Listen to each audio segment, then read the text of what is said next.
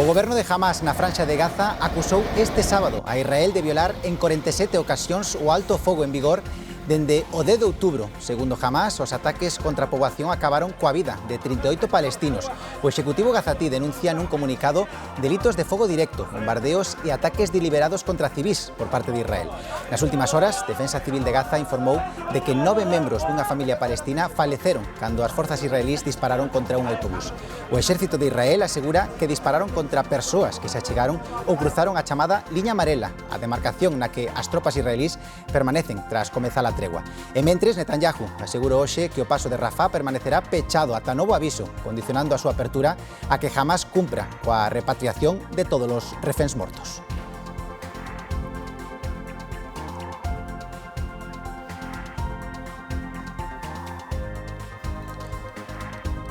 As imaxes que están a ver son as dun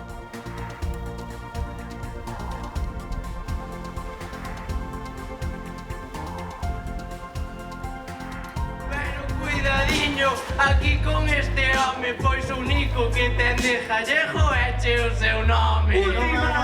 Escoitaron ben, é rap improvisado e en galego. A quinta edición do Ceiba Rimas estáse desenvolvendo na Alameda de Pontevedra, a única liga deste estilo musical no noso idioma, con dúcias de mozos rimando sen pensar. Logo escoitamos os mellores versos improvisados. Está tendo unha acollida impresionante, temos un montón de xente apuntada, xente con 14 anos, xente con 50, e varias rapazas. Para min é como fundamental porque ademais é unha linguaxe musical que teñen a xente nova, non? Alicia sempre foi un mundo de improvisadores que levamos na alma.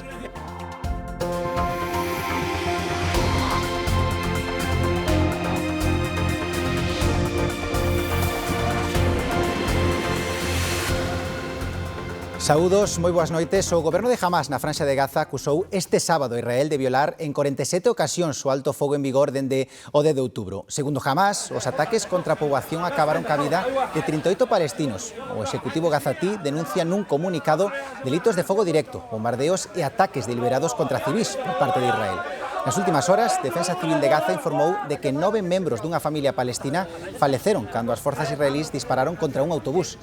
O exército de Israel asegura que dispararon contra persoas que se achegaron ou cruzaron a chamada liña amarela, a demarcación na que as tropas israelís permanecen tras comezar a tregua. E mentres Netanyahu asegurou hoxe que o paso de Rafah permanecerá pechado ata novo aviso, condicionando a súa apertura a que jamás cumpra ca repatriación de todos os reféns mortos. Donald Trump carga contra o goberno de España, asegura que non ten excusa para non aumentar o gasto en defensa. Dixo no encontro que mantivo con Zelensky. O presidente americano asegura que a paz entre Rusia e Ucraína está cada vez máis preto. Drons ucraínos a cambio de misis Tomahawk e a petición de Zelensky para lograr un alto fogo. Trump non se compromete, prefire agardar 2 semanas o encontro con Putin en Hungría. Pídelle a ambos líderes que paren a guerra. Stop right now at the battle line. I told that to President Zelensky. I told it to President Putin. Trump insistiu ademais, despois da reunión co seu homólogo ucraniano, que España ten que levar o gasto en defensa. Asegura que o de España é o único goberno que non cumpre coa OTAN e que esta actitude non debe quedar impune. Spain disagreed with that. I think Spain should be reprimanded for that. I think it's very bad that they did that, but that's up to them. That's up to NATO and Spain. É a terceira acusación que lle lanza Trump a Sánchez en 8 días. Multitudinarias manifestacións nos Estados Unidos, pero tamén en Londres, Berlín, París, Roma ou Madrid contra Trump. Denuncian a deriva autoritaria do seu goberno. Entre os asistentes en Europa, un cheo de expatriados que expresaron o seu rexeitamento ás políticas de Trump en materia de inmigración, educación e seguridade. O lema No Kings, sen reis, converteuse no símbolo da protesta. Era a imaxe que lles amosábamos en titulares. Os veciños de Fontenla, en Portas, descubriron esta mañá un coche emborcado na estrada, que despois de bater nun balado foi parar contra un poste. Dentro non había ninguén e a Garda Civil investiga como se produciu o sinistro e por que o condutor abandonou o vehículo. Esta foi a imaxe que atoparon os veciños pola mañá. Un coche emborcado ocupando a calzada, encaixado entre un poste da luz e unha morea de pedras que estaban a carón da estrada. Pois encontrei o coche aí volcado, sin nadie dentro, E non se sabe de momento, de quen será o coche, nin quen será o fulano. Debía vir a bastante velocidade, porque para pegar aquí tuvo que dar unha volta ou dúas para ir bater a colar. Estaba bastante estropeado, sí.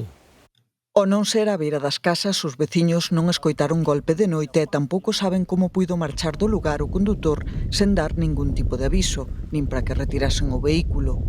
Non hai constancia de que alguén quedase ferido e pola posición do coche parece que o condutor tivo que saír pola ventá do acompañante. Efectivos de Protección Civil de Portas e da Garda Civil de Tráfico acudiron á zona de chegada dun guindastre. A investigación determinará quen conducía e como foi o accidente. Os veciños de Bertamiráns, no concello de Ames, seguen denunciando o estado do río Sar o seu paso polo concello coruñés de Ames, despois de que hai unha semana se producira unha vertedura procedente, supostamente, das obras de acondicionamento da nova depuradora de augas residuais de Santiago. A veciñanza denuncia a turbidez das augas e os malos cheiros, aínda que recoñecen que a situación vai mellorando con respecto a días anteriores. O seu paso polo paseo fluvial de Bertamiráns dentro do concello coruñés de Ames e lindeiro con Santiago de Compostela, o río Sar presentaba este aspecto. Augas turbias e cheas de espuma. Fatal, fatal. Eu vivo aí. Chego polas ventanas, abres as ventanas e a urbanizacións que hai aí tela que cortar. A veciñanza asegura que nos días anteriores a situación da vertedura era máis flagrante, cun cheiro irrespirable nunha gran parte do curso fluvial e con zonas completamente inundadas de escuma. Por iso piden unha solución. Por favor, que non boten esa basura por aí abaixo. Que o arreglen cuanto antes. Mirar quen é o responsable, posibles responsables, tomar medidas, sobre todo que non volva a pasar, claro. A vertedura denunciouse a principios desta semana supostamente procede da depuradora de augas residuais de Santiago, que se atopa en proceso de renovación. O alcalde de Ames asegura que se reduciron os cheiros procedentes do río, pero que o curso continúa baixo estrita vixilancia despois de denunciar a situación diante da Fiscalía de Medio Ambiente e exixir un plan integral de recuperación do río. Mentres, dende o Concello de Santiago recoñecen a titularidade da depuradora, pero sinalan que a Aquaes, de carácter estatal, a encargada da obra e da explotación das instalacións. Dende Raxó emprazaron a xuntanza de seguimento das obras da estación de depuración que se realizará este luns cas partes implicadas para determinar as consecuencias medioambientais da vertedura e as medidas a tomar. A Garda Civil, no marco da operación Spy Hole, desartellou un novo grupo criminal que asaltaba vivendas en diferentes provincias, entre elas varias na provincia de Lugo. Hai 3 detidos, atribúenselle polo menos 38 roubos, cun valor estimado en 150.000 euros. O grupo criminal tiña establecida a súa base de operacións en Madrid, dende onde se trasladaba a diferentes comunidades. Tras asaltar varias vivendas, ocultaban as xoias en dobres fondos dos vehículos. A investigación arrincou cando a Garda Civil tivo coñecemento de varios roubos en localidades lucenses en vivendas habitadas. Buscaban diñeiro, xoias e obxetos de luxo que puidesen transportar facilmente mochilas. Unha vez que cometían o roubo, poñían rapidamente á venda os obxetos subtraídos. Os 3 foron postos a disposición do Xulgado de Instrucción número 1 de Mondoñedo, que decretou o seu ingreso en prisión. El grupo criminal tenía su base en Madrid. Desde ahí se trasladaban a las diferentes provincias, realizaban distintos robos y volvían a base con el botín, donde lo vendían. El grupo criminal se detuvo gracias a que se tuvo conocimiento de que volvían a base tras realizar distintos robos en la provincia de Vizcaya. Por eso se hizo un control policial en la provincia de Burgos. Allí se pudo detener a los 3 integrantes de la banda. Atendan agora, se reciben unha mensaxe do seu fillo dicindo que se lle danou o móvil e que precisa cartos urxentes, coidado. A Policía Nacional alerta dunha repunta do calote informático chamado Fillo en Apuros. A Policía lembra que a mellor ferramenta contra este tipo de estafa é a verificación e a calma. Por moito que nos diga o estafador, antes de realizar calquera transferencia, verifiquemos a súa identidade, colgando o teléfono e chamando ao noso fillo ao seu número de sempre. Se polo que sexa non podemos falar con el, fagámoslle unha pregunta persoal de seguridade ao estafador. Unha pregunta que só o noso fillo sabería respostar. 3 anos e medio despois da traxedia do Villa de Pitanxo, o informe definitivo sobre as causas do naufraxio xa está rematado. A Comisión de Investigación de Accidentes Marítimos, a CIAM, notificóullelo ás partes, pero non se publicará ata a semana que ven. É o documento que a Audiencia Nacional esperaba para pechar a fase de instrucción e todo apunta a que ratifica as conclusións do informe provisional que atribuía responsabilidades tanto ao capitán Juan Padín como a armadora Pesquerías Nores de Marín. O xuíz Ismael Moreno decidirá agora se prolonga a investigación ou se abre o camiño cara ao xuízo oral. O Villa de Pitanxo afundiuse en febreiro de 2022 nas xélidas augas de Terranova. Morreron 21 mariñeiros e só 3 regresaron con vida. O capitán, o seu sobriño e outro mariñeiro. Dende hoxe está permitida a caza do xabaril sen límite. A Xunta declarou a emerxencia cinexética temporal en 38 comarcas. Neste mapa imos ver sinaladas cales son. Temos 9 na Coruña, tamén despois 10 na provincia de Lugo, 11 en Ourense e 8 na provincia de Pontevedra. Destaca na provincia de Ourense, en a comarca de Valdeorras, ese punto aí, ese concello que é o de Petín, que queda fora desta emerxencia porque os seus tecores están arrasados polos incendios. Todo este espazo correspóndese co 83% da superficie galega. O ano pasado tamén se permitiu esta caza sen límite. Esta superficie foi un chisco superior, pero non hai case diferenzas. En 2024, os datos que deixan os xabarís preocupan con 3.700 sinistros provocados, 2.800 hectáreas de terreo agrícola estragadas. Con estes datos, o Goberno galego decidiu pôr en marcha por quinta vez esta caza sen límite.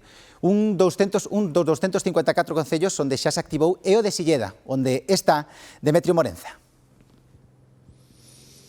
Sí, o aumento deses accidentes de tráfico provocado pola presenza dos xabalíes nas estradas, pero sobre todo tamén, como dicía, desos danos causados nas explotacións agrícolas. Aquí en Silleda, por exemplo, onde nos atopamos agora mesmo, un deses lugares xunto ca Agolada onde se recibían esas comunicacións por parte de particulares que iban en aumento por os destrozos provocados, especialmente nas colleitas de millo. Eso fixo que a Xunta activara esa emerxencia cinexética, o que quere dicir que dende hoxe ata o próximo día 22 de febreiro do ano 2026 poderá cazar exemplares de xabalín sin límite en canto ao número, tanto en tecores, como moi ben explicabades agora mesmo nese gráfico, como na zona común do bosque en xeral. A diferencia será que para practicar estas, digamos, cazas de xabalís nos tecores non fai falta ningún permiso, ninguna autorización. No monte en xeral si fai falta unha comunicación con 10 días de antelación que se podrá levar a cabo os luns, martes, mércores e venres que non sexan festivos. Lembremos que os xoves, os domingos e os festivos xa é un día habilitado para caza. Así que, como decíamos, dende hoxe ata o día 22 de febreiro de 2026 queda activada esta emerxencia cinexética. Grazas, Demetrio. Queda máis dun mes pro Black Friday, unhas rebaixas que marcan o inicio da campaña do Nadal. Pero moitas empresas levan xa días buscando os perfis que precisan incorporar para finais de novembro. Fai falla man de obra nos transportes e nos comercios. Mercar aquel produto caro que baixou de prezo, adiantar un regalo de Nadal ou permitirse un capricho son os principais motivos para mercar no Black Friday. Nós sempre intentamos buscar algunha oferta, non sei se certos produtos que ahora os vemos, vamos a esperar a ver se conseguimos por un prezo mellor.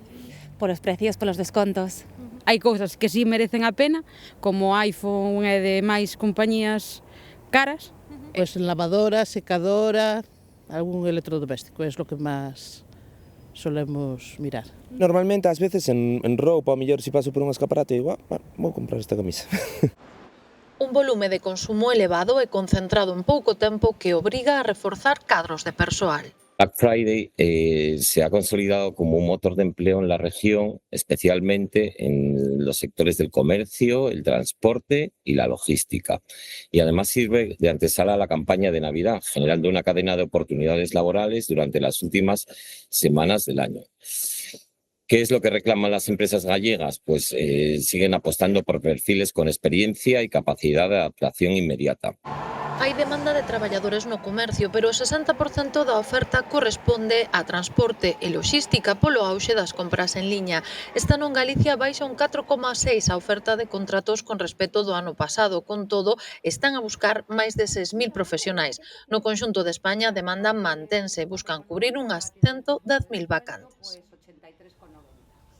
O presidente do goberno, Pedro Sánchez, emprazou os socialistas europeos a facer políticas que fren o avance da dereita extrema en Europa. Fixo na clausura do Congreso dos Socialistas Europeos en Ámsterdam, onde defendeu un salario mínimo común para todos os países da Unión. Decent jobs, public health and education, clean air, reduced inequalities.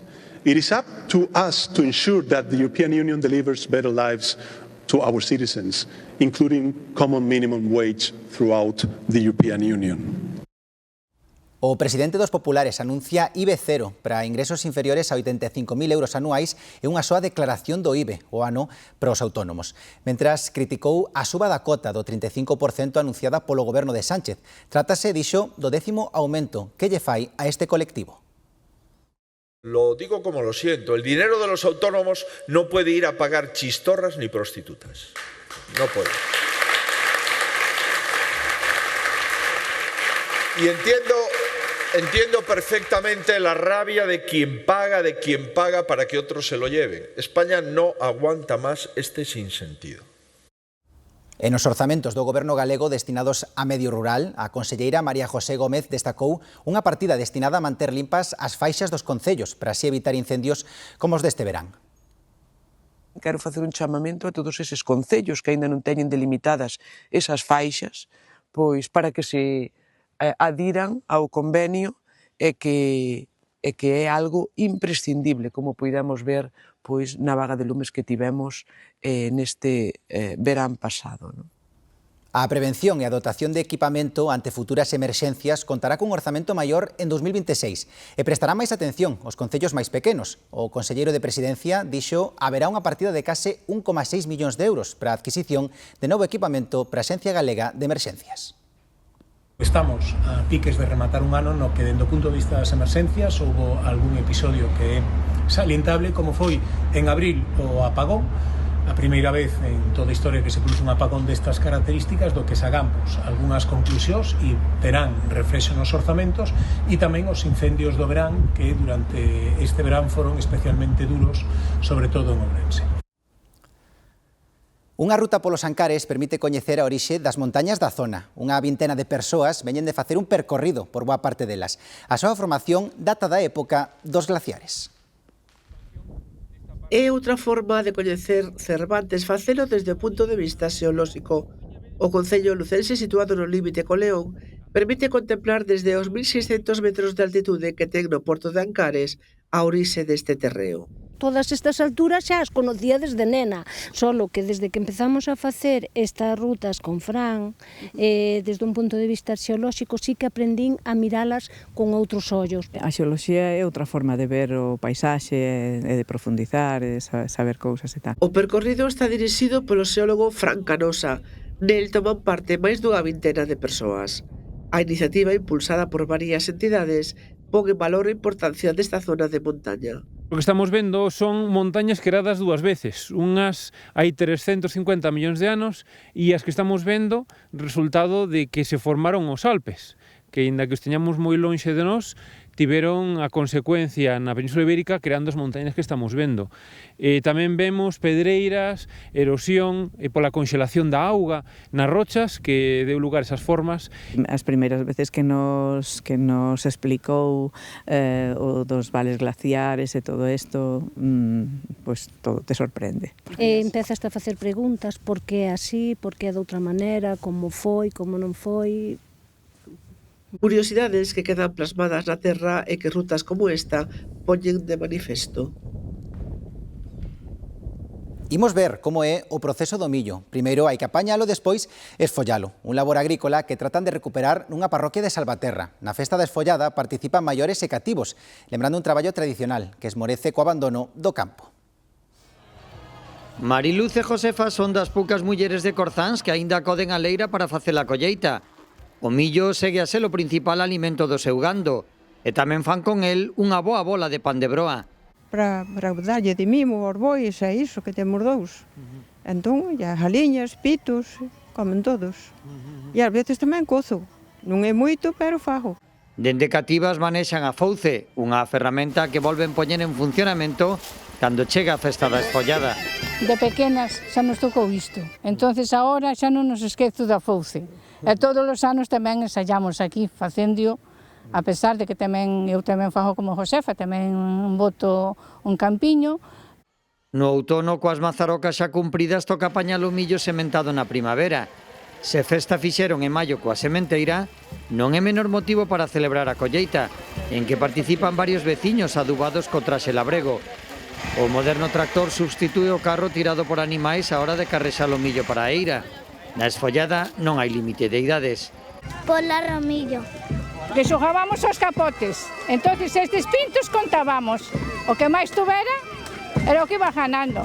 Pero se neste medio salía a reina, pois ganaba. Pois con isto que pretendemos un pouquiño é rememorar os tempos de antes, volver á tradición, á cultura, que os nosos pequenos e pequenas pois sepan o que se facía nas labores do campo. Gardan o millo ata xaneiro, en que farán obradoiros de elaboración de pan, e o resto do gran resérvano para sementar de novo. O ciclo agrícola que ben merece un baile para non esquecer de onde ven o noso sustento. A avea negra, un cereal autóctono que foi desaparecendo dos campos e da cociña galega, estáse recuperado polo grupo de investigación do CSIC, Avea Moura. Despois de estudárense os seus beneficios para a saúde e as múltiples propiedades gastronómicas e cosméticas, os primeiros prototipos de produtos están xa presentados e algúns deles case listos para sair ao mercado. Hai case 50 anos que en Galicia a avea estrigosa non se cultiva pros animais e os mesmos que xa ninguén come unhas papas desta avea que noutrora se facían con leite ou con auga. Outros cultivos sustituíron os da avea negra, aínda que esta reunía todas as condicións para medrar en calquera lugar de Galicia, pero a carón do millo ou do centeo considerouse que tiña menos valor, ata que o CSIC pensou na súa recuperación a partir dos bancos de sementes.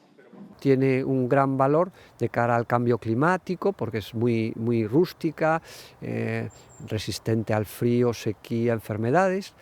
Luego también tiene una composición en antioxidantes más elevada que la otra, con lo cual es muy saludable los compuestos que tiene, pues incluso pues anticancerígenos. O obxectivo é que haxa agricultores que volvan botala e empresas transformadoras que a incorporen ao mercado. No campo gastronómico, o restaurante Cullar de Pau xa ten na súa carta. Un probiótico de un sabor excepcional, increíble, con la avena estrigosa. Luego una hallada tradicional que le da un toque también muy bueno. Y luego un garum, que es una salsa de pescado y tal, pero hecha con la avena. A panadería da Cuña tamén a introduciu nun tipo de pan que leva o 30% desta avea negra e a cooperativa de cosmética Mulloa traballa con ela.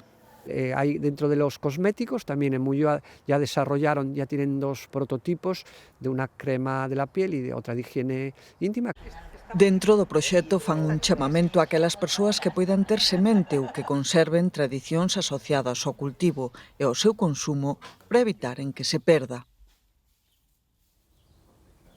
Hai 869 anos xa que Mondoñedo celebra a San Lucas, unhas feiras e festas centradas no gando cabalar, cas que se enxalza o labor dos gandeiros desta zona da Mariña e o manexo que fan dos animais que se crían ceibos no monte.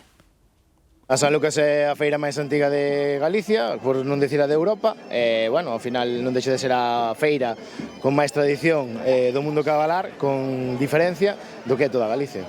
Feira da San Lucas compónse basicamente dos gandeiros da zona, que traen prácticamente o que é o 50% ou 60% da feira, entre 3 gandeiros baixan sobre 600 animais, e despois temos os gandeiros da contorna, despois desde Ferrol, desde Cantabria, desde a zona de Coruña ou da Costa da Morte, co cal hoxe estamos aquí en torno ás 1000-1100 cabezas de gando cabalar. A Feira Cabalar da San Lucas, unha festa de interese turístico de Galicia, evoca sobre todo tradición. Que os que vimos desde sempre é unha cousa que solo conoce o que sabe de cabalos, o que lle gusta, o que... Si non se pode explicar.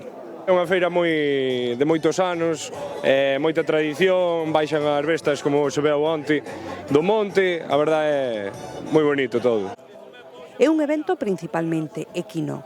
No campo da feira xuntanse varios centos de cabalos e tamén milleiros de persoas que acoden para velos. É un recuerdo xa dos antepasados. Trai algún gando vostede? Nada. a libertad para mirar. É máis van para ver, pero, bueno, así que hai mercado e hai tratos e sí que se intercambia. Que pasa? Que a feira con respecto a outros anos sí que cambiou moito. Hai menos interacción de mercado. A ver, eu son de Moeche e vimos a San Lucas porque como 23 de abril en Moeche unha vez ao ano hai que vir dar unha volta, ver os cabalos e é tradición, gustounos sempre, entonces inculcarlle ao máis pequeno tamén. Para os gandeiros, a San Lucas, con 869 anos de historia, son un xeito de enxalzar o seu traballo e tamén a cabana cabalar da zona, principalmente criada ceiba nos Montes da Mariña. Os actos conmemorativos do Día Internacional da Muller Rural continúan esta fin de semana.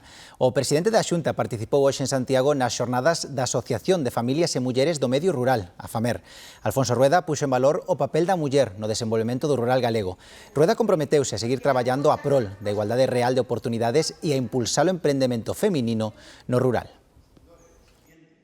Esta Galicia calidade que queremos implantar, que pretendemos mantenerla alejada de todo ese ruido que se está apoderando de España, que nada aporta y mucho perjudica, tiene en las mujeres y en la mujer rural un enorme esfuerzo. Todas esas mujeres que quieren dar un paso al frente, que no quieren que cierren explotaciones, empresas, granjas en el rural y que solo quieren una ayuda, solo quieren que se les acompañe para ponerse al frente, están dispuestas y cada vez más formadas. A veciñanza do pequeno municipio ourensán de San Xoán de Río gozou este serán dunha sesión de cinema de estrea e puideron ver a mesma película que estrea nos cines Verdi de Madrid e Barcelona, unha experiencia piloto que trata de levar as grandes estreas ás zonas do rural, onde nin sequera teñen un cine. As mulleres de San Xoán de Río son as que lle axudaron ao seu alcalde a converter o salón de plenos nunha pequena sala de cine. Colocamos isto.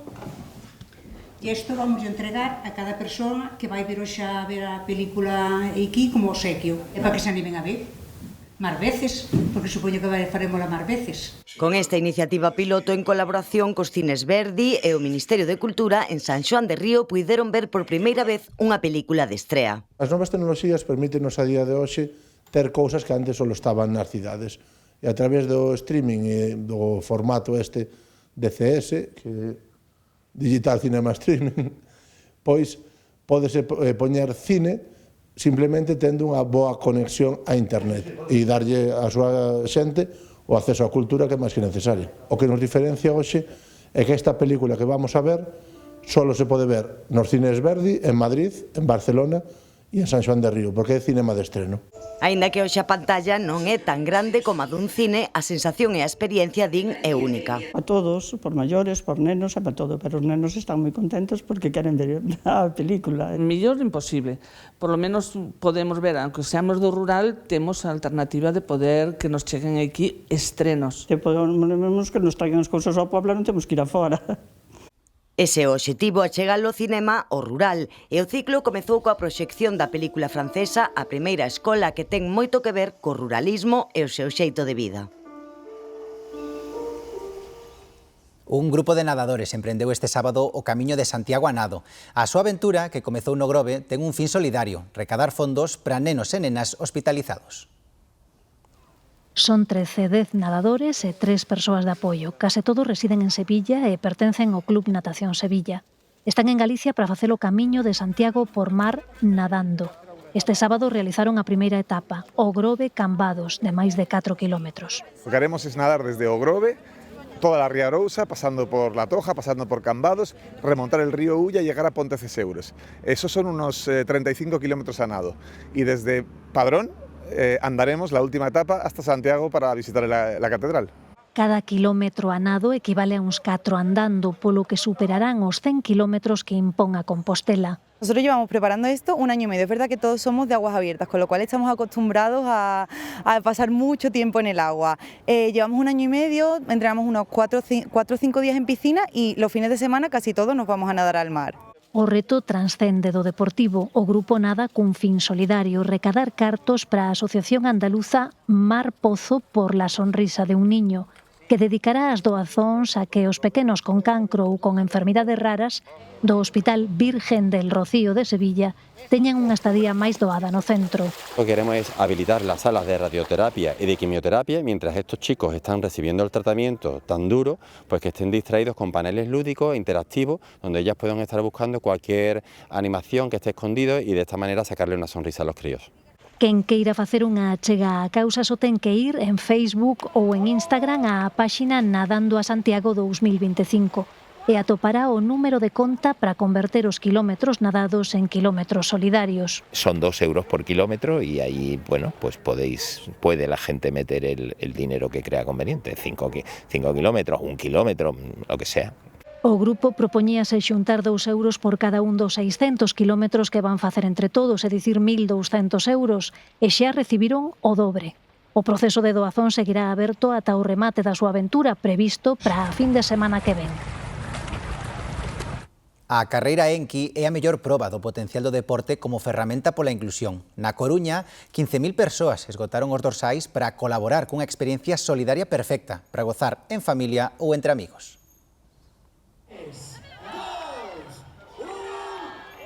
Levanto.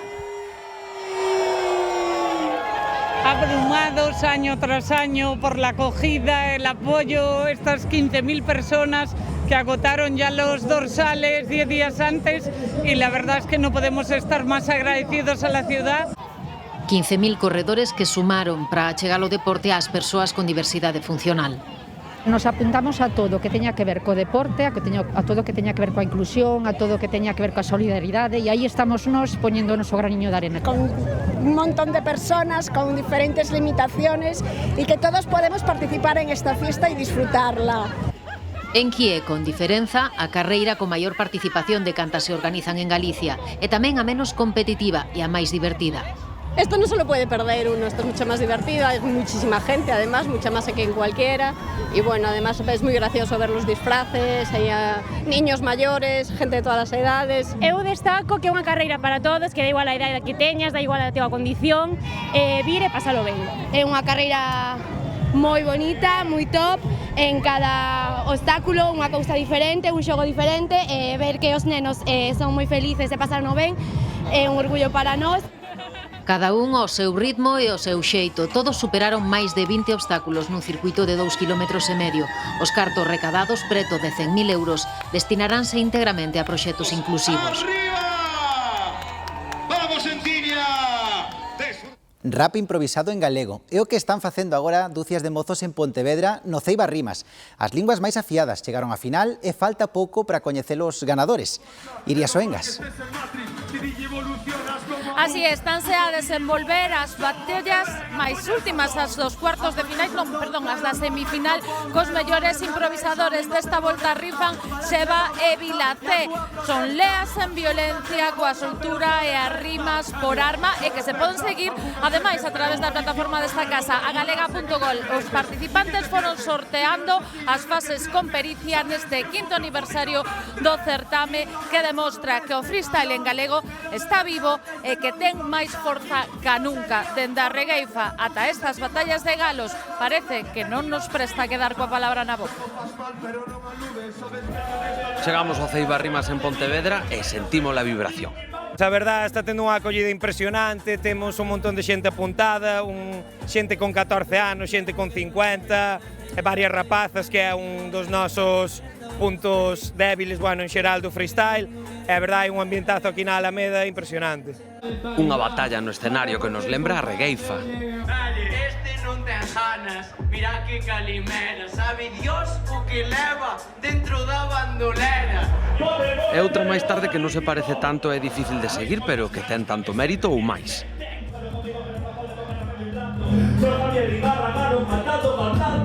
Unha competición que achega a frescura e as novas propostas do rap no país. Sí, o sea, para min é como fundamental porque ademais é unha linguaxe musical que teñen a xente nova, non? E agora mesmo, por exemplo, acaba de subir un rapaciño que non sei se tería 13 anos.